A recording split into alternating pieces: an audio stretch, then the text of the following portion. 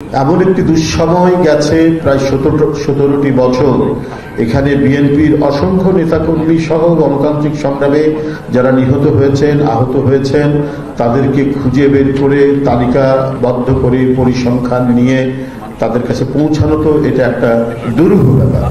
সেই দুঃসাধ্য কাজটি আমরা বিএনপি পরিবারের আতিকুর রহমান রুম্মন এবং সদস্য সচিব মিথুনরা ক্রমান্বয়ে করে গেছেন। আমি তাদের কাজের যদি অতিরিক্ত প্রশংসা করি তাহলে বাড়তি কথা বলা হবে, তবে যতটুকু দেখেছি বা দেখছি ওদের সাথে ভাবে তাদের দায়িত্বটা পালন করছেন এবং এই পালন করতে গিয়ে একটি দিক উন্মোচিত হয়েছে নতুনভাবে। একটা দিক ছিল আগে থেকেই শহীদ রাষ্ট্রপতি জিয়া রহমানের সময় থেকেই তিনি গোটা জাতিকে উদ্বুদ্ধ করেছিলেন, এই জাতির মানুষদেরকে উৎপাদন এবং উন্নয়নের মধ্যে সংযুক্ত করেছিলেন। তার অসংখ্য বক্তৃতার মধ্যে তিনি বিশেষ করে তরুণ উদ্দেশ্যে বলেছেন যে কিভাবে খাল কাটতে হবে, নিজেদের শ্রমকে কাজে লাগাতে হবে এবং স্বেচ্ছাশ্রমের ভিত্তিতে আমরা আমাদের দেশকে গড়ে তুলব। এবং এই যে প্রত্যয় ঘোষণা করেছিলেন তিনি, সেটার উপরে দেশকে এমন একটি ভিত্তির উপর দাঁড় করিয়েছিলেন যে এই দেশে আর কোনোদিন দুর্ভিক্ষ হয়নি। সংকট হয়েছে, নানা ধরনের অর্থনৈতিক সংকট গেছে, দুর্ভিক্ষ হয়নি। কারণ নেতৃত্বের যদি আন্তরিক উদ্যম থাকে, সেই প্রচেষ্টার মধ্যে যদি সৎ উদ্দেশ্য থাকে, সেটা সফল হবে, সেটা সফল হতেই হবে। এটা দুটো দিক। আমি শহীদ রাষ্ট্রপতি জিয়া রহমানের একটা দেখলাম, আরেকটা দেখেছি দেশনেত্রী বেগম খালেদা জিয়া। এরশাদের সময় 9 বছর চলে আসছে, 7 বছর যায়, 8 বছর যায়, এরশাদের পতন হয় না। কিন্তু তার যে দৃঢ়তা আমরা দেখেছি যে না, এর পতন হবেই এবং আপোষহীনভাবেই তিনি থেকেছেন। আমি বলতে দ্বিধা নাই যে আমাদের দলেরও অনেক সিনিয়র মানুষ তারাও ক্লান্ত হয়ে গিয়েছিলেন, কিন্তু তার এই দৃঢ়তার কারণে আমরা বিজয় পেয়েছি এবং এই বিজয় পেয়েছি অত্যন্ত সম্মানের, অত্যন্ত গর্বের। কারণ যে তিনি বলেছেন আপোষহীন থাকতে, এই আপোষহীন থাকার বিজয়টা আমরা পেয়েছি। এই কারণেই আমরা সম্মানিত হয়েছি। বিশেষ করে বিএনপির নেতাকর্মীরা, তখন যারা আমরা ছাত্র রাজনীতি করতাম বা যে রাজনীতি করি না কেন, বিএনপির সাথে সংশ্লিষ্ট, আমরা গর্বিত হয়েছি।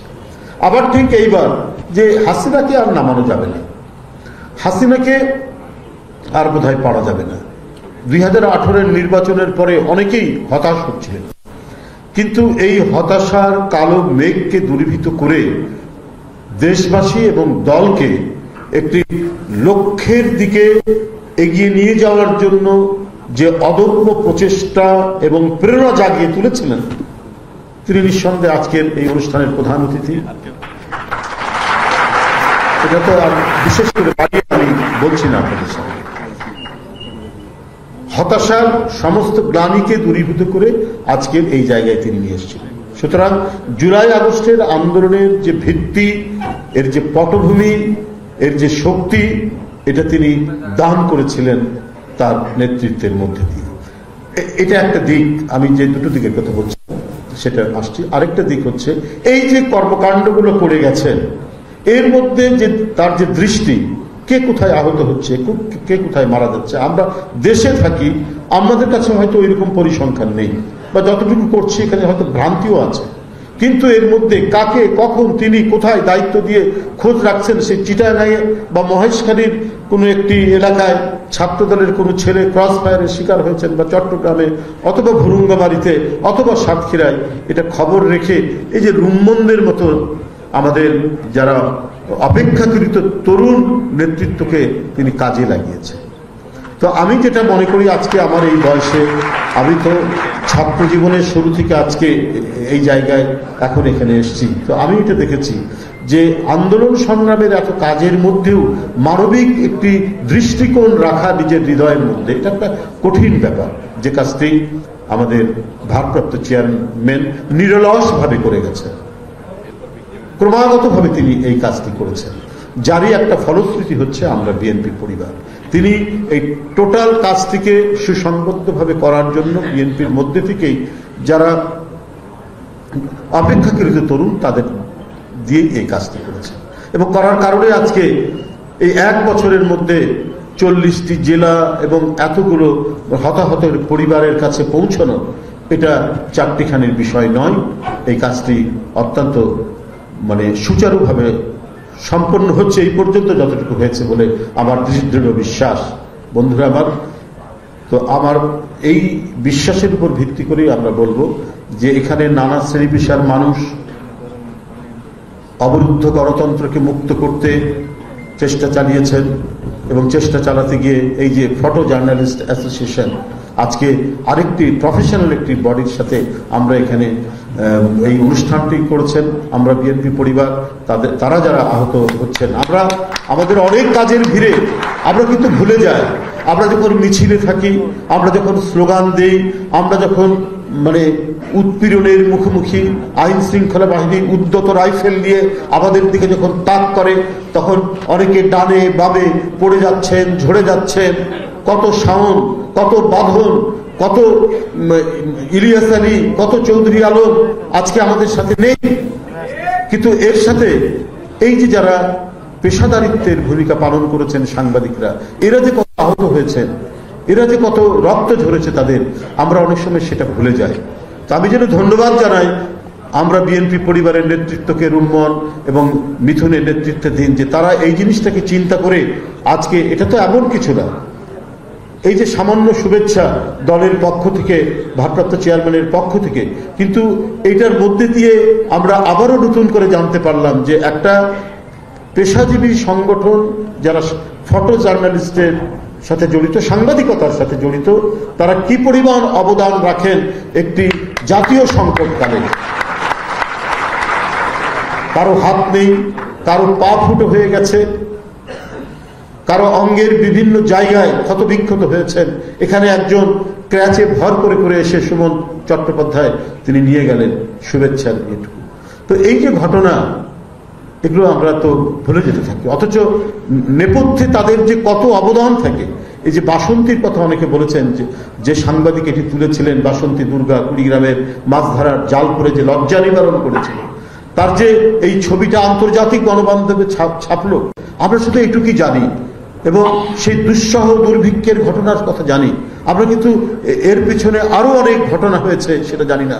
কারণ যারা এই ছবিতে যারা আহত হয়েছেন, তৎকালীন শাসক গোষ্ঠী, তারা তো চুপ করেছিল না, তারা বসে থাকেনি। তাদের মধ্যে ক্রোধ এবং প্রতিহিংসার যে ভয়ঙ্কর লেলিহান শিখা তাদের মধ্যে জাগ্রত ছিল, সেটা আমরা এবারও আন্দোলন টের পেয়েছি। শিশু মারা যাচ্ছে, তরুণ মারা যাচ্ছে, তবুও তিনি ক্ষমতা ছাড়বেন না। যে দেশের মানুষের রক্ত ঝরছে, কিন্তু তাকে ক্ষমতায় থাকতে হবে অন্যায়ভাবে, অবৈধভাবে, কোনো নির্বাচন না করে, সমস্ত ভোট, নির্বাচন, সমস্ত আইন কানুনকে তছনছ করে উনাকে থাকতেই হবে। তারপরে তাকে বাধ্য হয়ে চলে যেতে হয়েছে। তো এই যে ঘটনা, এই সাম্প্রদায়িক একটা সম্প্রদায়ের মতোই বলুন, শুধু রাজনৈতিক দল না, এরা একটা সম্প্রদায়ের মতো। আপনি দেখেন অনেক বুদ্ধিজীবী, অনেক নাট্যকার, তারা আফসোস করছে শেখ হাসিনা কেন ওইভাবে পালিয়ে গেলেন, কেন তাদেরকে কোনো রাজনৈতিক ভাবে তারা আজকে কর্মকাণ্ড করতে পারছেন না। তো আমি তো এই কারণে এদেরকে বলবো যে এরা কোনো পলিটিক্যাল পার্টি না, এরা একটা কমিউনিটি তারা। তো আমি যে কথাটি বলতে চাচ্ছিলাম যে এই যে যিনি এই ছবিটি তুলেছিলেন, আমি যতটুকু মনে হয়, এখানে সবাই আছেন আরো প্রাজ্ঞ, তিনি কিন্তু অনেকদিন পর মারা যায়। অনেকে বলা হয় যে তাকে মেরে ফেলা হয়, এবং ওই চক্রান্তকারীরা বসে থাকেনি। যারা সেদিন এটাতে তীব্র, যাদের মধ্যে ক্ষোভ সৃষ্টি হয়েছিল, তারা কিন্তু টার্গেট করেছিল সেই ফটো জার্নালিস্টকে, এবং একটা পর্যায়ে তিনি মৃত্যুবরণ করেন এবং সেটি মেরে ফেলা হয় বলে এটি আজকে প্রতিষ্ঠিত। এবং এটার পিছনে আন্তর্জাতিক চক্রান্ত ষড়যন্ত্র আছে। কারণ আপনারা আমি যেটা বললাম যে কমিউনিটি দেখেন এইভাবে, আমেরিকায় থাকে, আমেরিকায় থাকার পর আরেক দেশের প্রধানমন্ত্রীকে ওয়েলকাম মোদি, ওয়েলকাম মোদি করছে। অদ্ভুত ব্যাপার, এটা একটা কথা হতে পারে? এমনকি ইন্ডিয়াও কিছু কিছু জার্নালিস্ট বলছে কি আওয়ামী লীগ কি বাংলাদেশের বিজেপির আরেকটি শাখা নাকি? ওরাই বিস্মিত, ইন্ডিয়ানরাও বিস্মিত হয়েছে, ওরা অবাক হয়েছে। কিন্তু অদ্ভুত ব্যাপার, যে মানে বাংলাদেশের লোক আওয়ামী লীগ করে, মার্কিন যুক্তরাষ্ট্রে তাদের কমিটি আছে, শাখা যেটাই থাক, তারা একেবারে উইথ অর্গানাইজেশন গিয়ে ওয়েলকাম জানাচ্ছে। তো এটাতে মানে আমি এর আগেও বলেছি যে শেখ হাসিনা অনুশোচনাহীন, গোটা আওয়ামী লীগই অনুশোচনাহীন বলেই তাদের কোনো লজ্জা শরম নাই। ভিন দেশের এক প্রধানমন্ত্রীর কাছে তারা এই ধরনের জঘন্য আকুতি করতে পারে। এরপরে ওদের দেশপ্রেম, এরপরে ওরা যদি কখনো কোনো দিক থেকে তারা যদি আবার মানে দেশে সে রাষ্ট্র ক্ষমতায় আসে, ওরা তো শেষ চিহ্নটুকু স্বাধীনতা, সার্বভৌমত্ব, গণতন্ত্রের কোনো চিহ্নই রাখবে না। এটা ওরা নিজেরাই প্রমাণ করেছে। এটা কোনো বক্তৃতা দিয়ে প্রমাণ করার দরকার নেই, এটা তারা প্রমাণ করেছে। উপস্থিত সুধীবৃন্দ, আমি বক্তব্য আর দীর্ঘায়িত করব না। আমাদের সম্মানিত ভারপ্রাপ্ত চেয়ারম্যান আছেন। আমি শুধু এই সরকারের কাছে একটা জিনিস বলতে চাই যে অনেক কিছু তো হয়েছে। এই সরকার তো অনেক রক্তঝরা আন্দোলনের সরকার, অনেক শিশু কিশোর তরুণের রক্তের উপর দিয়ে সরকার হয়েছে। কিন্তু এই সরকার যদি স্লথ গতি হতে থাকে, তাহলে মানুষের কাছে যে ধরনের প্রশ্নবোধক চিহ্ন আসবে, সেটাকে তারা ঢাকবেন কি করে? আপনারা দেখুন যে বিশেষ করে মানুষ চায় যে একবেলা কমপক্ষে পেট ভরে খাবে, কিন্তু সেই খাওয়ার নিশ্চয়তা যদি না থাকে এবং নিম্ন আয়ের মানুষ, সিএনজি চালক, রিক্সাওয়ালারা যদি 1 কেজি চাল কেনার মতো তার যদি অবস্থা না থাকে, তাহলে তো আমাদের যে আন্দোলনের যে আত্মদান, ছাত্র শ্রমিক জনতার এবং এই 17 বছরের যে গণতান্ত্রিক রাজনৈতিক দলগুলোর যে আত্মদান, এটা তো বৃথা যাবে। এটা কেন এই পরিস্থিতি হবে? কেন এখনো আপনার মুদ্রাস্ফীতি এত তীব্র হবে, ভয়াবহ পর্যায়ে মুদ্রাস্ফীতি? আপনার এরপরেও আপনার যদি দেখেন এলপি সিলিন্ডার, তারপরে আপনার দেশি বিস্কিট, ফলমূল, তারপর মশার কয়েল, এর উপরে 15% ভ্যাট বসানো হয়েছে। এর উপর যদি 15% ভ্যাট হয়, তাহলে নিম্ন আয়ের মানুষ আজকে কোথায়, কিভাবে জীবনযাপন করবে? আজকে যে কথাটা বলা হয়েছে যে আজকে আমরা অনেক ভাঙাভাঙি দেখছি, কিন্তু সরকারের প্রথম দায়িত্ব হচ্ছে সিন্ডিকেট ভাঙা, মাফিয়া সিন্ডিকেট। আপনারা জানেন বাংলাদেশের সমস্ত পোল্ট্রি 3 থেকে 4টি আপনার কোম্পানি নিয়ন্ত্রণ করে। তো সেটা ভেঙে ফেলা যায় না?